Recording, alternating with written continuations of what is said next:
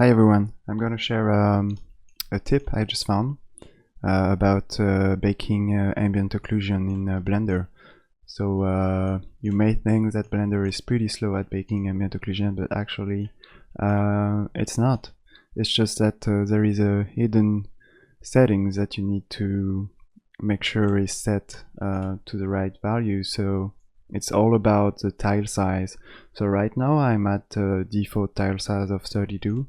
Might be 64 for you or something else, depending on if you've played with this value previously, because it's also used for rendering. So I have this texture right now, which is 512. That's my ambient occlusion for this door, and it's on both of my material for the door and the handle. So if I try to bake now at this sample value, so 1024, which is pretty high, but you want high samples for baking ambient occlusion. So let's see how long it's going to take with a default tile value of 32. So you can see it was a pretty long render. So now if I preview my ambient occlusion texture, you know, it's pretty good. It's as expected. I have some ambient occlusion. Okay, so now if I do it again,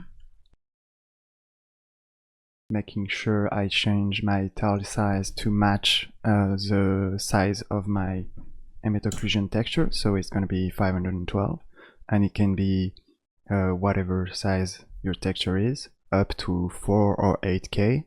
At some point your GPU might run out of memory, depending on your hardware, so you know, if Blender crash, you know that your texture is too high. Anyway, I have a pretty good GPU and this is a small texture size, so let's see how fast it takes us.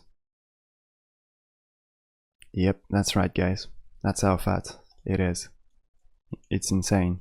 And you know, the texture quality is exactly the same. Like, I have my baked ambient occlusion, exactly the same quality. You know, very good.